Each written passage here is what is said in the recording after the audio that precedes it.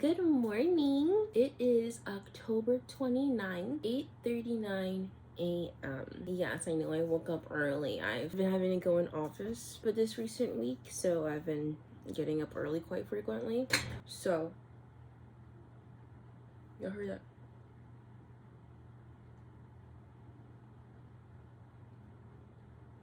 You heard that too, right? Anyway, there is nothing better than when you take your hair out of braids and the fro you get after. I freaking love it so much. I wish that it would stay. You might be thinking, Millie, what are you doing here today? What do I have for you? Well, I went on a bit of a book haul, and it's been a while since I kind of went out and just bought books. Normally I kind of go with a purpose, like the second book to a volume, which is actually why I had one out. But then I'm like, you know what? Nah, let me just look around and just buy what I like.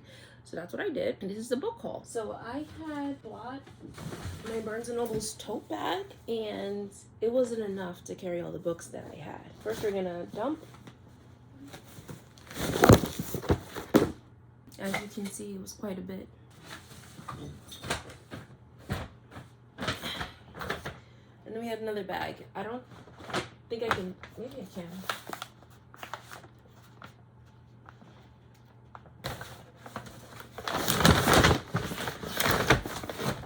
I'll just start with the simpler ones, and then we'll go on to like the new things that I have. So we'll separate it in between hardcovers and soft covers, and I think I only got 2 hardcovers. These are the simpler ones because like they're part 2s to series that I already have, or just straight up Dawn Maze. You guys know like I like me my Dawn Maze.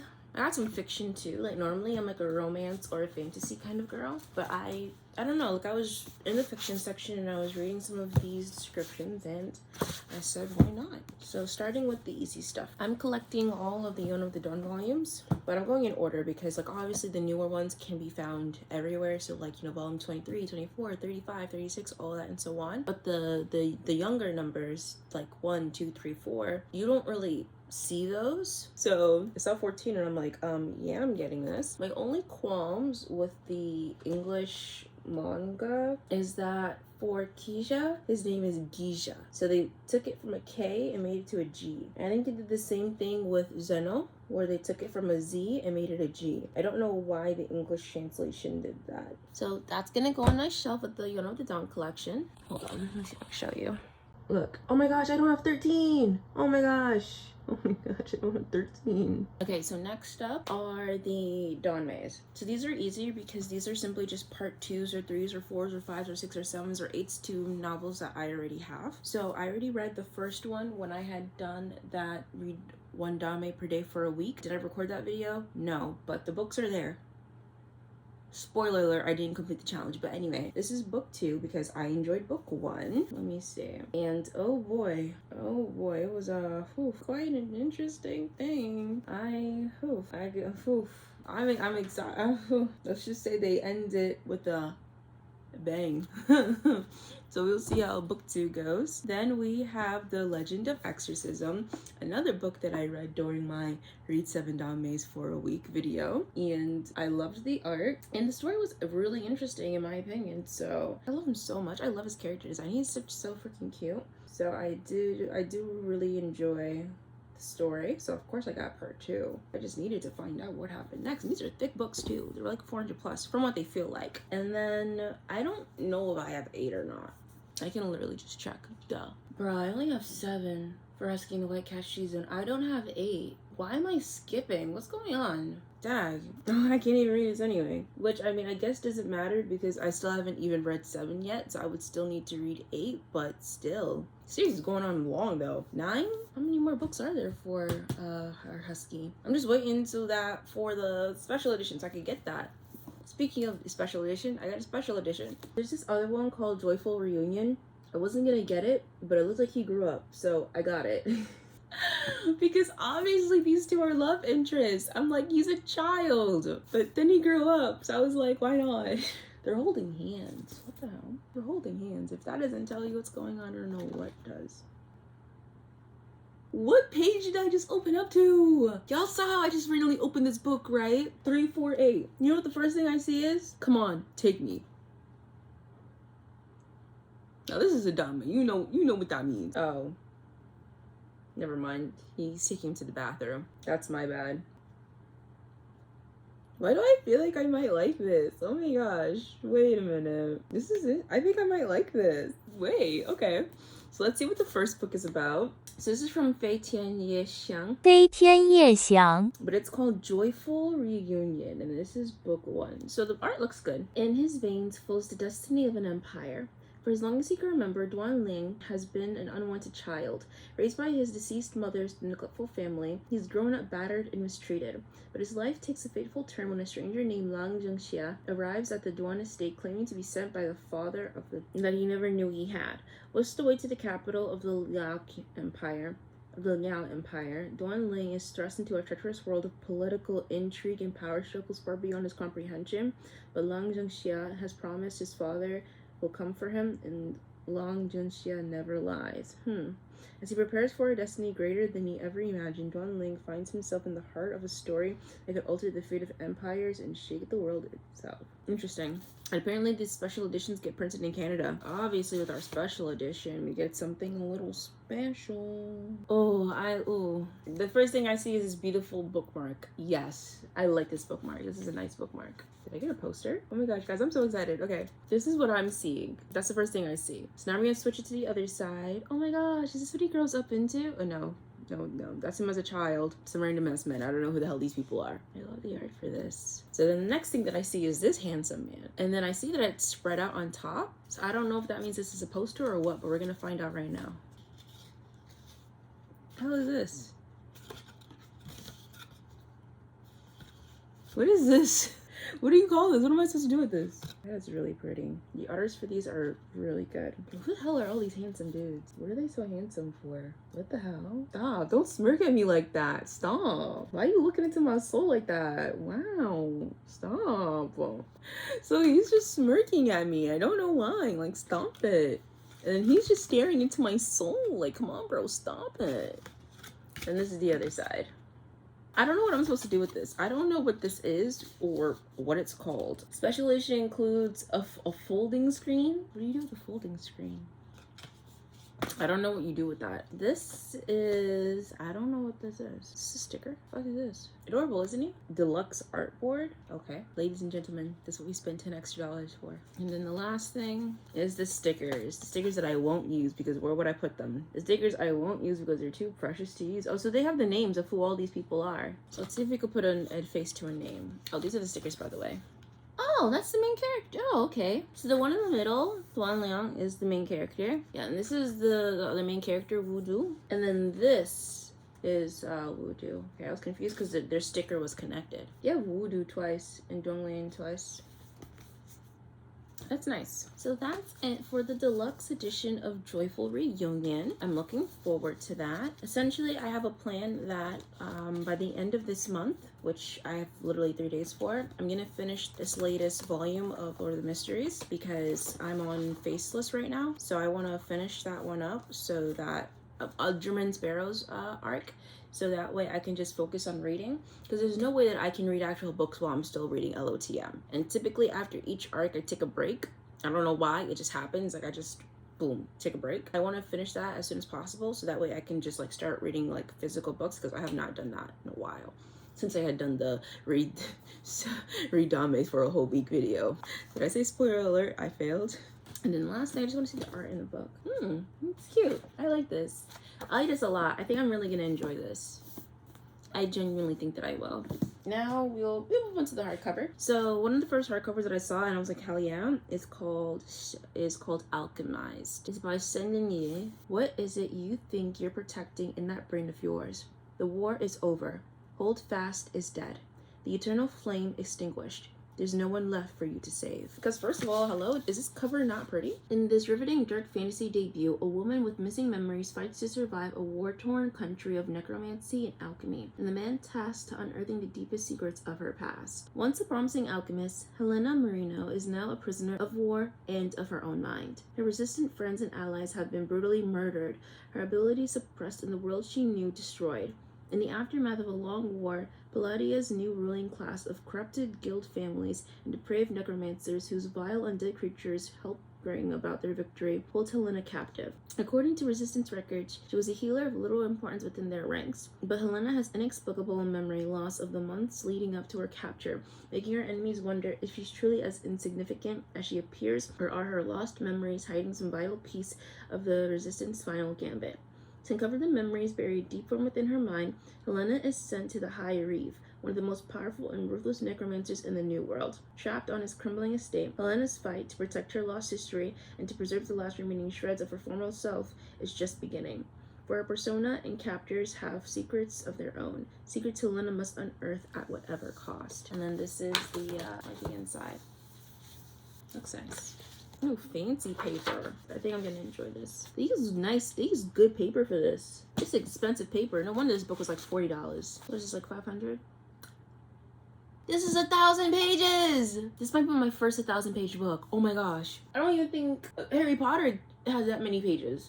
I don't think I've read a 1,000-page book before. Wow, very daunting. The next hardcover we have is from Oppa's I don't even say that. Is The Emperor of Gladness. It's by Ocean Vuong. One late summer evening in the post-industrial town of East Gladness, Connecticut, 19-year-old Hai stands on the edge of a bridge in pelting rain, ready to jump, when he hears someone shout across the river.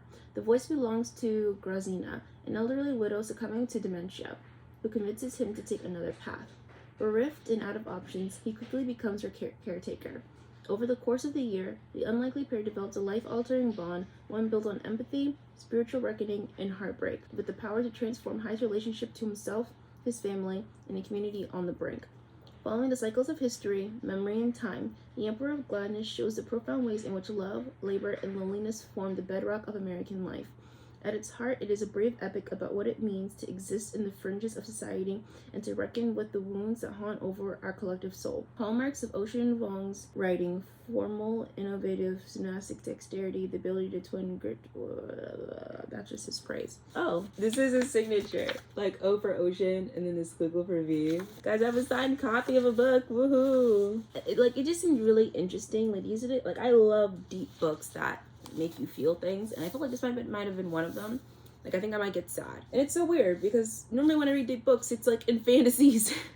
So this one is fiction, so let's see how I feel about this fiction that isn't fantasy or romance. Oh, why do I have so many books?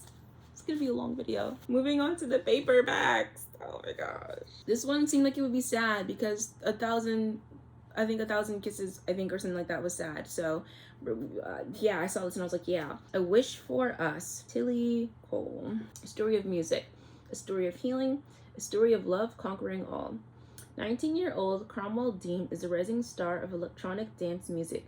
Thousands of people adore him, but no one knows him.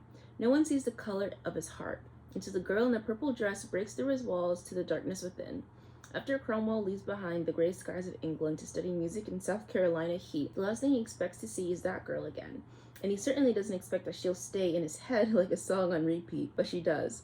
Bonnie Faraday lives for music. She lets every note enter into her heart. She doesn't understand how someone as talented as Cromwell can avoid doing the same. He's hiding from his past, and she knows it. She tries to stay away from him, but something keeps calling her back. Bonnie is the burst of color in Cromwell's darkness. He is the beat that makes her heart beat. But when a shadow falls over Bonnie, it's up to Cromwell to be her light, in the only way he knows how. He must help her find the lost song in her fragile heart. He must keep her strong with a symphony. He must keep her strong with a symphony only he can compose. A symphony of hope, a symphony of love, a sympathy of them. Aww. Oh, it has sprayed edges. Till now I did not peep that. You hear the crispiness? Like the... kind of broken in already. But it was like crinkling from the sprayed edges. That's nice. Okay, next we have this stationery shop. This is the cover. Look nice, don't it? Roina, a dreamy, idealist teenager living amid the political upheaval in 1953 Tehran, finds a literary oasis in kindly Mr. Frank Fakhri's neighborhood stationery shop, stocked with books and pens and bottles of jewel-colored ink. Then Mr. Fakhri, sounds like I'm saying fuckery, Fakhri, with a keen instinct for a budding romance, introduces her to his other favorite customer, a handsome Bahman, who has a burning passion for justice and a love for Rumi's poetry, and Roya loses her heart at once. The relationship blossoms, and the little stationery shop remains their favorite place in all of Tehran. A few short months later, on the eve of their marriage, Roya agrees to meet Baum at the town square, but suddenly violence erupts, a result of the coup that forever changes their country's future. In the chaos, Baum never shows. For weeks, Roya tries desperately to contact him, but her efforts are fruitless. Reluctantly, she moves on to college in California, to another man, to a life in New England, until a chance encounter nearly 60 years later gives her the opportunity to ask. Oh, and then these are like a little different edges. Now this is romance with a K-pop idol. Come on, you know I could not resist that. Come on, you knew I couldn't resist. So it's called XOXO by Axio. What if finding the love of your life meant risking the life that you loved? Jenny didn't get to be an award-winning classical trained cellist without choosing practice over fun. That is, until she meets Jae-woo, who pulls her into an unforgettable evening wandering Los Angeles with him the night before his flight home to South Korea. With Jae-woo an ocean away, there's no use in dreaming of what could have been. But when Jenny and her mother move to Seoul to take care of her ailing grandmother, who does Jenny meet at her new elite arts academy? Jae-woo. Turns out Jae-woo isn't just any student, he's a member of one of the biggest K-pop bands in the world. And like most K-pop idols, Jae-woo is strictly forbidden from dating anyone. When a relationship means not only jeopardizing her place at her dream music school, but also endangering everything Jae-woo's worked for, Jenny has to decide once and for all just how much she's willing to risk for love. XOXO proves that chasing your dreams doesn't have to mean sacrificing your heart. Also acclaimed author for, okay, I mean that's the shit that I eat up, so. What can I say? So this one was giving medieval-ish times, like Greek mythology. There we go. The Children of Jocasta, Natalia Haynes.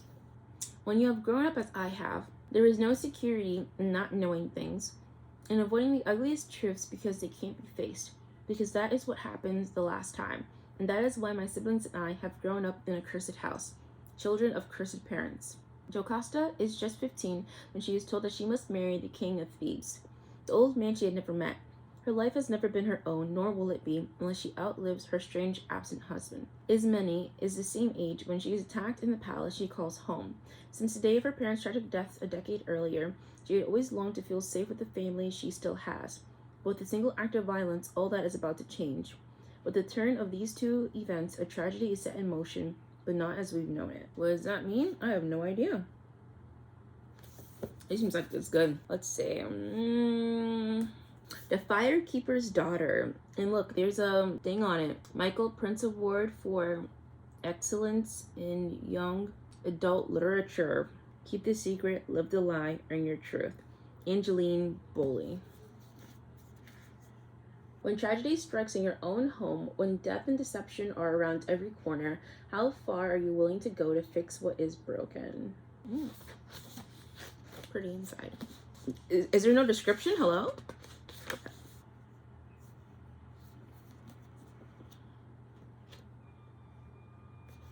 I have no idea what this book is about. Okay, cool. I thought I did. I guess not. Just no freaking description. One Dark Window. Now, I feel like I've seen this before, which is why I got it. I felt like this was a book that I had wanted. I don't remember. Maiden, Monster, Martyr. Rachel Gilling. Elspeth Spindle needs more than luck to stay safe in the eerie, mist-locked kingdom of Blunder. She needs a monster. She calls him the Nightmare. An ancient, mercurial spirit trapped in her head. He protects her. He keeps her secrets. Nothing comes for free, especially magic. When Elspeth meets a mysterious highwayman on the forest road, her life takes a drastic turn. Thrust into a world of shadow and deception, she joins a dangerous quest to cure Blunder of the dark magic infecting it. Except the highwayman just so happens to be the king's own nephew, captain of the most dangerous men in Blunder, and guilty of high treason. Fucking course he is. Elizabeth needs a monster. The monster might be her. A maiden must unleash the monster within to save her kingdom in the dark. Lush Gothing's fantastical debut. It does seem interesting, so I am excited for this. I'm so excited to get back into reading books, guys. All I've been reading are Manhwas and Dawn Mays, which are books, but you know, still, I'm talking about these kind of books. The Personal Librarian. Marie Benedict, Victoria Christopher Murray. Oh, this is historical fiction. Okay.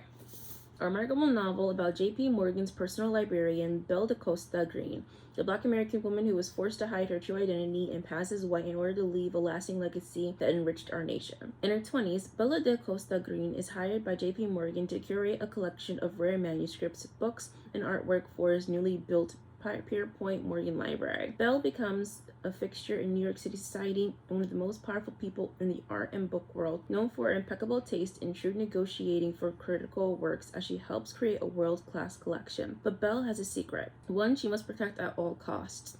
She was born not Belle DaCosta Green, but Belle Marion Greener. She's the daughter of Richard Greener, the first Black graduate of Harvard and a well-known advocate for equality. Belle's complexion isn't dark because her alleged Portuguese heritage that lets her pass for white. Her complexion is dark because she is Black. The personal librarian tells the story of an extraordinary woman famous for her intellect, style, and wit. She shares the lengths she must go to for the protection of her family and her legacy to preserve her carefully crafted white identity in the racist world in which she lives. Seemed interesting. And I had read some lines how I am right now, and it seems it made me want to keep reading, if that makes sense. I could read it oh, keep going.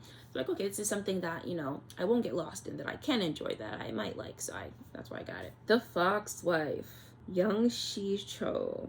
Chu? It's 2 O's, Chu. Some people think foxes are similar to ghosts because we go around collecting ki, but nothing could be further from the truth. We are living creatures just like you, only usually better looking. In the last years of the Qing Empire, a courtesan is found frozen in the doorway. Her death is clouded by rumors of foxes luring people to their demise and transforming into beautiful women and handsome men. Bao, a detective with an uncanny ability to sniff out the truth, has been intrigued by the fox gods, yet they've remained tantalizingly out of reach until he is hired to uncover the dead woman's identity. Snow is a creature of many secrets, but most of all, she's a mother seeking vengeance for her lost child. Hunting a murderer, she follows a trail from northern China to Japan, with Bao also close behind. Navigating the myths and misconceptions of fox spirits, both Snow and Bao encounter old friends and new foes, even as more deaths occur. The Fox Wife? I'm confused. So what, was her daughter the courtesan that was murdered? He doesn't specify. So the courtesan's murder is where Bao came from because she's a detective. And then Snow says that she's a creature of many secrets. So what, is she like a fox too when her child was murdered by some? I don't know. I'm not sure what's to infer from this. Oh, it has the edges, What the hell did I just read? Then how will I see you? You won't. This is his moment. To lean forward and grasp her hand. Later, he imagines that he drags her with him into his father's study and demands that they become engaged. Interesting. And now for our final book, guys. I wonder how long this video is going to be. Tom Lake, a novel in Patchett. Oh, it's another one of those edges. Wow. In this beautiful and moving novel about family, love, and growing up, Ann Patchett once again proves herself to be one of America's finest writers. In the spring of 2020, Laura's 3 daughters return to the family orchard in northern Michigan. While picking cherries, they beg their mother to tell them the story of Peter Duke, a famous actor with whom she shared both a stage and a romance years earlier at a theater company called Tom Lake. As Laura recalls the past, her daughters examine their own lives and relationships with their mother and are forced to reconsider the world and everything they thought they knew. Tom Lake is a mediation on youthful love, married love, and lives parents led before their children were born. Both hopeful and elegiac. I don't know what that means. Elegiac? It explores what it means to be happy even when the world is falling apart. As in all her novels, Ann Patchett combines compelling... Man, stop with all the praise. I got you. Cool. You already drew me in with the synopsis. I'm interested in reading. We're good. And that's it, guys. So those are all the books that I got. I'm so excited to start on them, to read some of the other books that I've had for years. I'm talking about before 2020. Maybe it's since 2020. I've had them for a while, so I can't wait to get started on them. Our grand total was $312. Oh, and I saved $34 thanks to my membership. So guys, that is the end of this video. I had a great time looking around. I actually wanted more, but I realized because the basket was full, if I got more, I wouldn't have any more room. I wouldn't have any more room to carry the rest of the books in. And I can acknowledge I was wilding out a little bit. I'm like, all right, stop looking and stop just buying stuff. Stop it. So I had a little bit of control. Thank you so much for watching, and I will see you in the next video. Ciao.